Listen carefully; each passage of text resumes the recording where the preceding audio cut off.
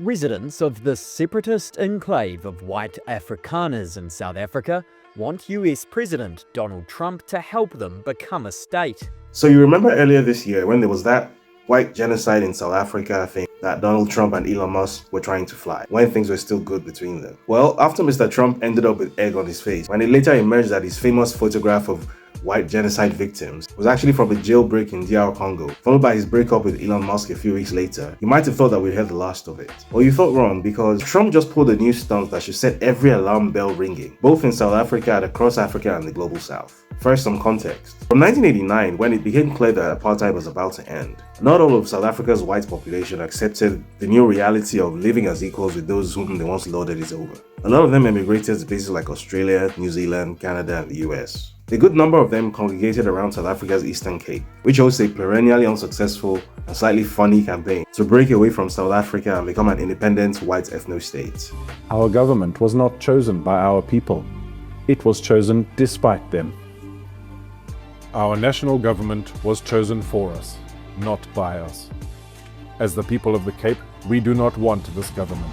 Between 1989 and 1991, however, a small minority of hardcore Afrikaner racists bought a small town in the Northern Cape called Orania from South Africa's Department of Water Affairs, in the process forcefully evicting over 500 black families that lived there. Using a loophole in the constitution of the new Rainbow Republic, which permitted culturally exclusive settlements on privately owned land, Orania was created as the defiant last stand of apartheid, a self-sustaining whites-only town with statues of white genocidists like Jan van Riebeeck and Hendrik Verwoerd mounted prominently, complete with its own currency, which exchanges at one-to-one with the South African rand, and even its own flag, which bears, shall we say, striking similarities with the old apartheid flag. So you're probably thinking, well, yeah, sure, these guys are terrible people, but so what? It's just a small town of 3,000 people in the middle of nowhere, and they're not really disturbing anyone. So what's the story here? Well, the story is that since last week, this small town of Orania has begun receiving gifts from the US presidency. Starlink kits labeled with the official seal of the First Lady of the United States. This came a few months after representatives from Orania had met with Donald Trump, seeking his assistance to help Orania become an independent state. It also came after Trump's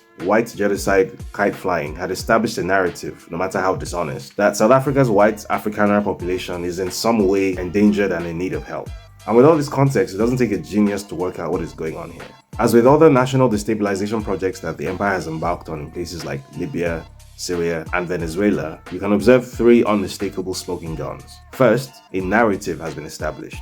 A group of people have been marked as the bad guys, and another group of people have been marked as the victims in need of some sort of assistance. Afrikaner refugees have been airlifted to the US, purportedly fleeing from a terrible country that wants to kill the boer, the farmer. Second, there has been relentless public demonization of these bad guys using the empire's various mouthpieces. White genocide, ANC corruption, Malema dossier, Gaddafi drives around town raping schoolgirls, Bashir al-Assad uses chemical weapons on civilians, Nicolas Maduro is the head of a drug cartel poisoning Americans with fentanyl. All the same kind of media campaign run by the same people for the same reasons. And finally, the beginning of the third and final step, which is the funding an army of the supposed victims, who will eventually become a freedom-fighting rebel movement, is what you're seeing on your screen. Provision of communication equipment that works independently of South Africa's communication infrastructure. The exact kind of support, by the way, that you would give to an entity whose job is to destabilize, demoralize, and ultimately balkanize the target country. In other words, we're witnessing the US government actively fueling and exacerbating internal conflicts in South Africa, with the ultimate goal of sabotaging the BRICS member states that brought the entity that shall not be named before the ICJ. The goal is to irreversibly alter its long-term political future, up to and including withdrawing its borders, to create an independent white ethno-state in Africa, one that would engage in eternal warfare with all its neighbors, pretty much exactly like the entity that shall not be named, which does the exact same thing in West Asia. Remember, supporting local radical groups or rebels or terrorists in the countries it doesn't like is basically the empire's core MO.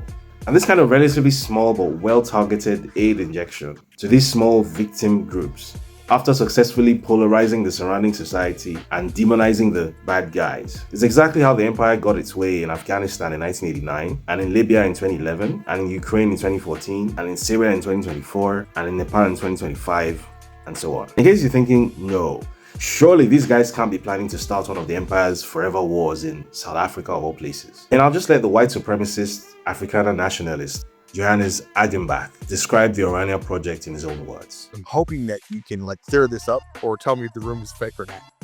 that Orania is working with Israel and the Zionists, and they essentially pledged fealty to them. Is there any truth to that? No, that is 100% the case. Orania, one of the biggest donors to Orania is AfriForum and Solidarity.